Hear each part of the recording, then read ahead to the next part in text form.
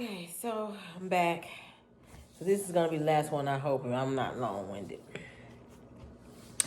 So if you're just now watching, if you're trying to figure out what the hell I'm talking about, this is part 3 to part 2 to part 1 of my experience in Dominican Republic having Vaser Lipo 360. Vaser Lipo 360 and BBL, which is fat transfer for those who don't know. And if you don't know, go back and watch a few of the other videos and you'll figure it out. Okay, so where was I? Oh, waking up next morning after surgery, them taking my blood, and me being discharged around 10 o'clock. Excuse me. So I get discharged back to my hotel. We get there, and I pretty much just took like a few bites of my sandwich. Because I had a chicken sandwich. I don't eat beef or pork, so I took a few bites of my sandwich and I laid the hell down. Like, I didn't really want to do anything else. My friend went wandering and doing what she do, but I just laid down. We propped some pillows up. So let me tell you let me tell you this. You're gonna want to prop some pillows up, because just laying flat down, uneven somewhat, because you're laying on a pillow and then the rest of your body is not. That's not gonna be comfortable. So what we did was we propped 2 pillows at my head, 2 pillows in the middle to, for my abdomen, because I'm laying on my stomach. And then she propped pillows up under my ankles to kind of like give me that, you know what I mean? Like, I'm laying on my stomach, but my legs are up to keep my legs elevated. So that's how we laid me. And I was able to get up and down to use the bathroom on my own, so I didn't use my urinal. But I can understand why some women would. But I never used my urinal. I never used my girly girl thingamajiggy to help you point. I just, before I left, the nurse had cut up my first stage 1 faja up the butt. So I was able to, my butt was free to do number 2. And I was able to use, to urinate. So I frequently did that because I was drinking a lot of water. Like, that's all I was drinking pretty much. And then I took my pain medicine. I took my antibiotics, all the medicine that I got from them. I took it that night, I think. Or at least the pain medicine, I know, because the anesthesia was starting to wear off by the time we got to the hotel. I continued to, take my vitamins as well the next day, like my iron, my folic acid, my vitamin C, my B complex, and then I added my other vitamins that I had. And if you guys want to know what those are, you can go and watch the first video on what I took to DR. Oh, my butt is starting to hurt, y'all. So, mind you, it's a struggle. Okay. And I'm probably not supposed to even be sitting, but a lot of you can choose on what you do with your body.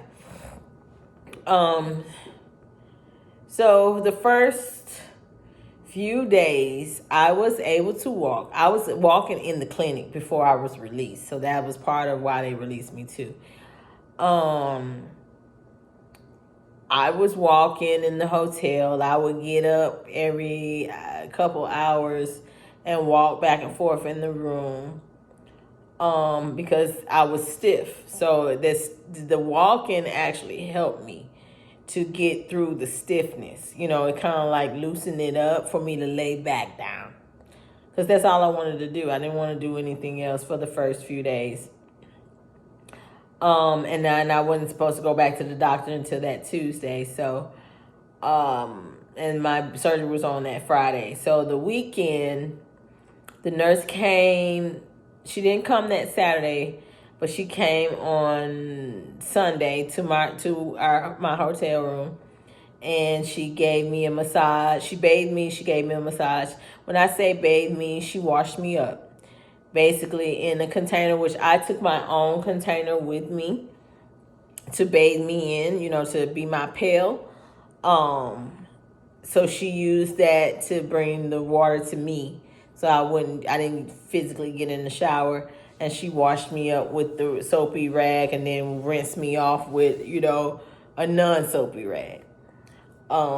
This is not for the weak. If you guys cannot handle someone doing that for you, wiping your ass, wiping your private part, your hoo-ha, I would suggest you bring someone you're comfortable with. But even then, I had someone there I was comfortable with, but she didn't bathe me. She didn't clean me up. I'm not going to say bathe me, but clean me up. So, although I was able to do it myself, maybe 2-3 days in, she came that Sunday. She gave me the massage. Now, the massages in the DR are definitely different than what you would get in the United States. So I understand why our massages are a little bit more expensive. The massages in the DR is pretty much is a rub down in all the creams and ointments that they think you should have to help you with your bruising. It is to drain you if you need to be drained, and to put you in this uncomfortable ass faja that I have on, that I am going to show you guys in a minute. I don't know if it's going to be this video. It might going to have to be the second video, but because I'm not too good at doing this, but I'm doing it for you guys, because that's what we do. And I'm not a professional at this, so if you guys are going to talk about the quality of this video and this and that and the third and the production of it, click that X, because like I said, I will figure it out sooner or later, and that's what it is. So yeah, she came, she bathed me, and she put me in my stage 2 faja. Now she put me on, I want to say she put me on the first hook the first day. And then, everything was okay. It was tight, and I was like, oh my God, but I dealt with it. And then the second day she came to give me a massage, drain me.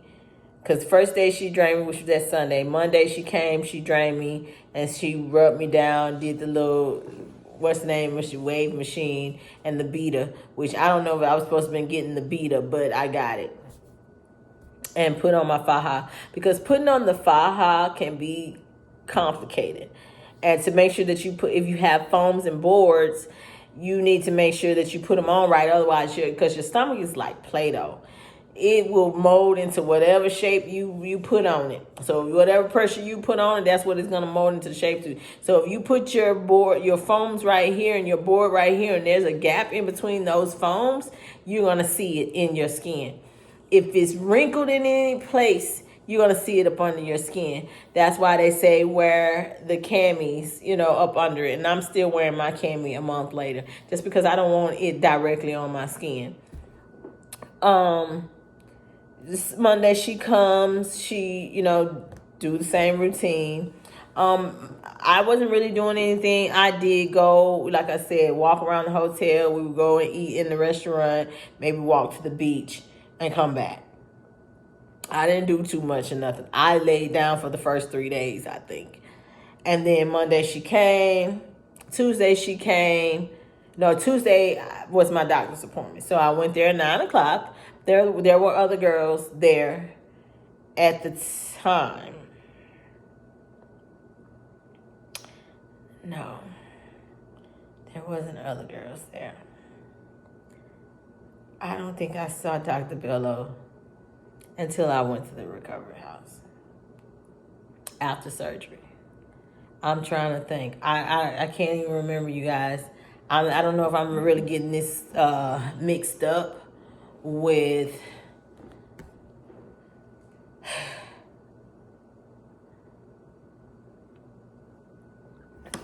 no, I don't know if I'm getting it mixed up.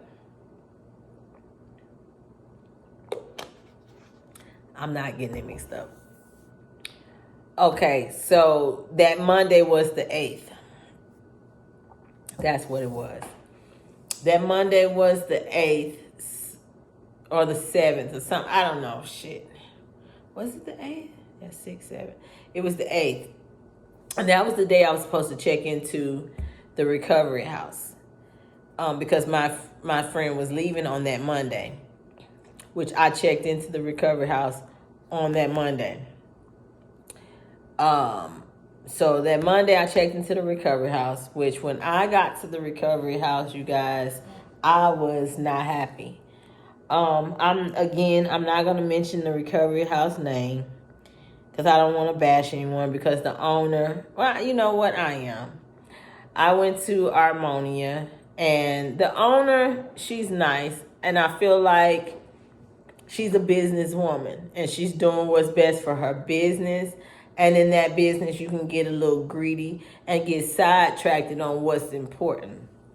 And for me, it's so much of a business for her. She just care about getting them in and out. She don't really care about what's really going on. There was some confusion in the house with some of the girls. There was some drama with them. The food, when I initially got there, they fed me. Are you hungry? Yes. So they fed me what I thought was okay. It was some chicken and rice and beans and rice and chicken, which was like jerk chicken, which it was fine, and some salad. I ate that, and it had no AC in the house, so I was immediately hot and turned off from that. There was mosquitoes biting me, so I was immediately turned off from that too. But obviously, we're in the Caribbean. I can't really control that. They can't control it, and that's fine, because they did have air conditioners in each room. Well, the room they put me in, I wasn't too happy about the person at first, which we're cool now. They wasn't that inviting, so I didn't have, when I say that, like, I didn't have space for my stuff. Like, they just took over the whole room, and once I walked in, it wasn't like welcoming. So I was immediately like, oh, I can't stay here. It's hot. It's mosquitoes. They bite me. This ain't gonna work. You know what I mean? And then my friend ended up not even leaving. So she got a whole nother hotel in Boca Chica this time, near the airport. So I was going to go there, but the owner came in and she begged me not to leave, and this and that and the third, and she switched the room out, and she was like, is this better? She was trying to be accommodating. So I worked with her with that, so I stayed. My experience at the recovery house was, I wish I would have stayed in an Airbnb. Or another recovery house that I hoped would have been better. I do feel like that recovery house was okay, but the fact that you have so many people coming in and out of there was just not what I was looking for. It was not comfortable there in that sense. It's a recovery house, so you want to have some peace and serenity at some point. And at that point, I never really saw any. Maybe in the middle of the night when people were sleeping. And even then, it wasn't, whatever. But for those who, don't know anything else, it is what it is. And there were some workers there, like one of the nurses there. She's Superwoman. I don't even see how she, made it through, because in a DR, they stay there, from what I can say. Days in and days out. I think they said they stay there 15 days straight or whatever. And so it's 24 hours. It's not like they get breaks. It's 24 hours. The only time they get breaks is when I saw them take a shower or sit down and eat, or when they were sleeping. And another thing, the problem was it was only 2 nurses to probably 20 women. So, that it just didn't work that way. So sometimes you would go ringing the bell and no one comes, because they're in the room with someone else. I ended up having to help my roommate because of it. And another woman in the house with her faja, or I would help my roommate to the bathroom, type of thing. Me not knowing that I shouldn't have been helping anybody, because I don't know if it was because of the being there. I'm at the recovery house. Everything's okay. I'm eating the best way I can. I'm walking around, you guys. I walk on the regular because I was in pain for one, and it just helped me. And then I just wanted to make sure I didn't get any blood clots. I even walked from Alexander Fairhawks back to the recovery house, just because I just kind of wanted to, by myself, just because I wanted to, just walk. And it was a mile away, and I didn't really want to wait and be stuck in traffic and just go through the zigzag of, because they drive so crazy there. So, and I just wanted to walk, and I walked, and I didn't feel anything bad. Like, I never felt like I was low on blood or anything like that. I say that to say, after I stayed, I was supposed to stay there till the 16th of March. I ended up leaving on the 14th of March because I just could not take it anymore. Saturday, it was some chaos, and a little bit of chaos and confusion in the house, and I just decided to just leave. The next morning, I asked them to just drop me off at the airport. So I ended up, they didn't want to change my flight, and the only way to change my flight was to pay an additional $400. And that's what I ended up doing. Mind you, JetBlue, I hope you watch this one day or somebody share it. You ought to be ashamed of yourself for the people that you hire. They have no regards to people and their ailments. Regardless of whether it's plastic surgery or not, you should treat people accordingly. You should not be out here thinking like it's a privilege for your workers, to be there for people who are paying customers. It shouldn't be a privilege for them to be there to do their job. They shouldn't harass people because they don't understand and they want to put their inputs in things, which I'm not going to get into the details about me and JetBlue experience on this video because it's not about JetBlue. So I ended up leaving there on the 14th, which is the Sunday. I got home late that night because my flight was a 10-hour flight from Fort Lauderdale. Actually, I had rerouted. So from Santo Domingo to Fort Lauderdale ended up being Santo Domingo to Newark to the West Coast, to California. If I know I keep saying West Coast, California, you guys, that's where I live. I ended up changing my flight and everything like that, which it was horrible, whatever. Get home. I had to drive myself home from the airport, unfortunately. And then I had to drive myself to and from the grocery store and stuff the next day. Because, obviously I have no one here to help me. As you can see, there's no one in my background but me. So I had no one here to help me to take care of me. So I ended up having to get someone. I did get someone to help me put my faja on one time since I've been home. And then the other times I figured it out on my own. So when I got home that Monday, I went to the grocery store, bought stuff. I'm fine. That Tuesday, however, I was just in so much pain, and I had no more medicine to, help with the pain, and my heart rate just kept on going. So I ended up going to the emergency room. When I went to the emergency room, they thought I was crazy. They, want to see, it was kind of like I had 3 nurses at one time in the same room, one taking my vitals, one setting up my IV, and the other one charting.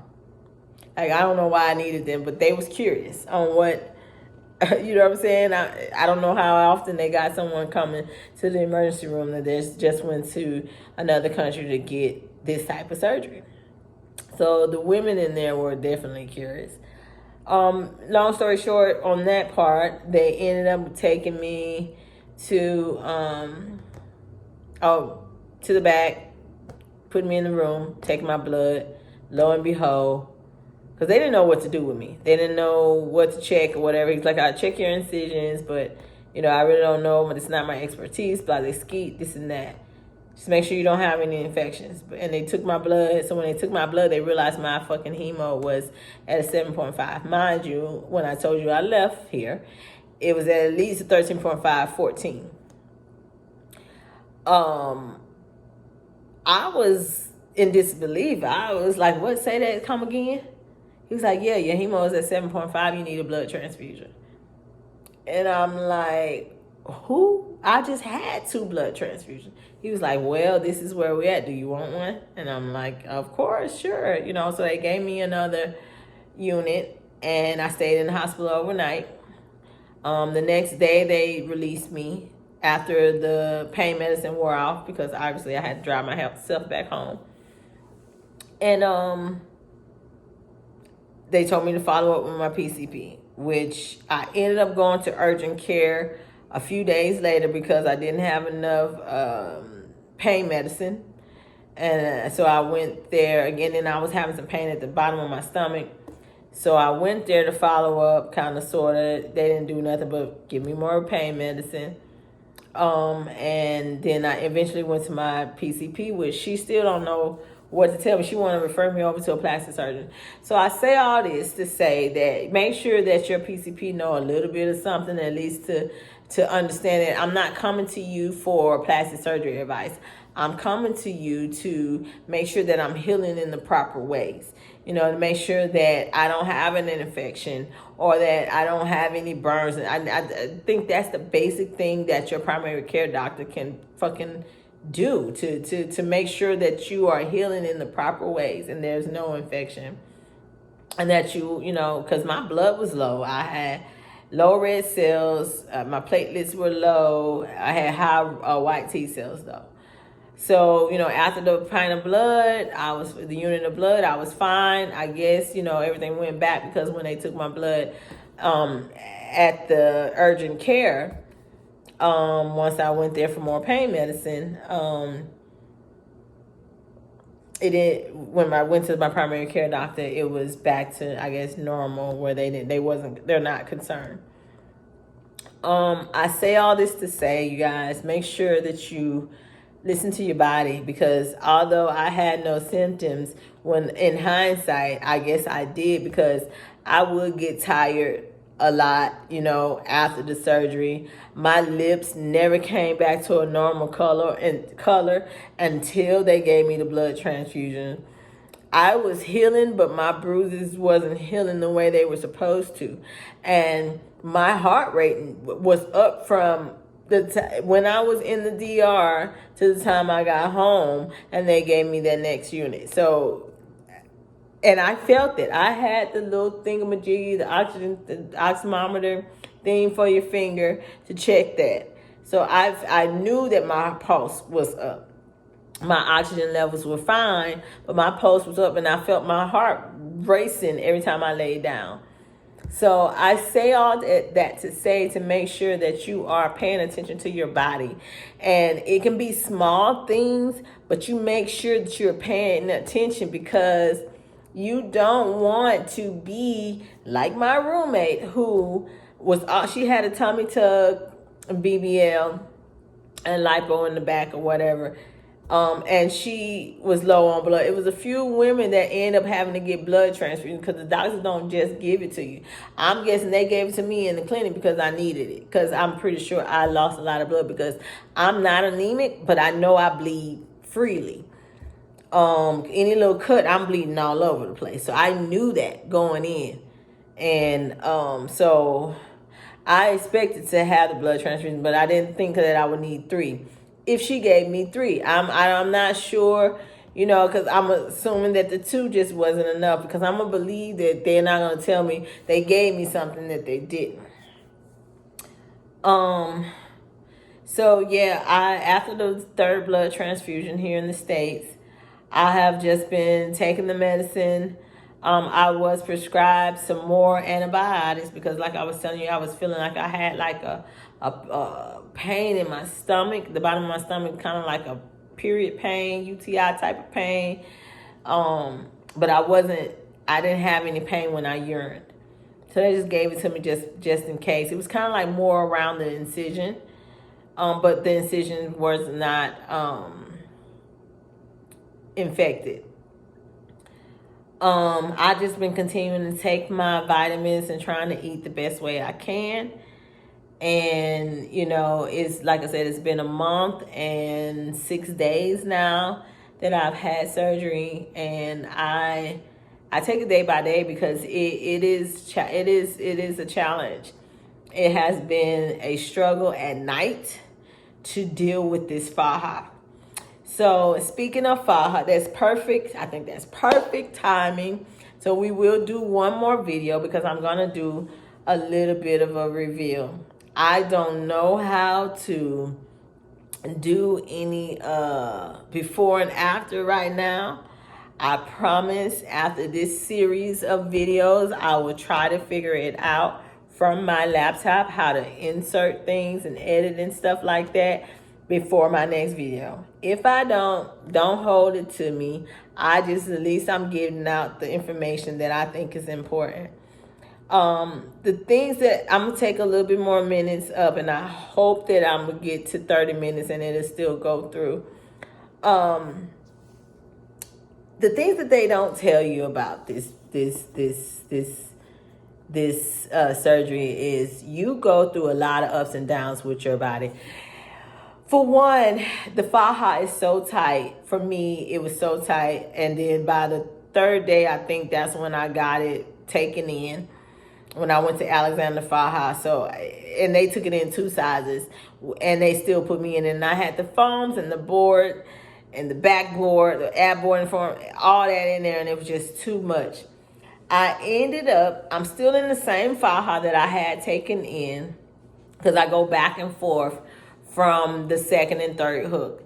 I've learned different ways on how to deal with this, on how to sleep, like, you know, how to put my pillows, or, you know, just plain out take this fucking faja off and sleep without it, you know what I mean? Because I need to be comfortable and I need some sleep. And I've had my days where I'm like, oh my God, like I just want to sleep. I just want this pain to go away. And a lot of people say they're not in pain. I still have a struggle. Like, before we end this video, I'm just gonna do this right here. And I sleep in this chair right here. This chair sometimes, which is,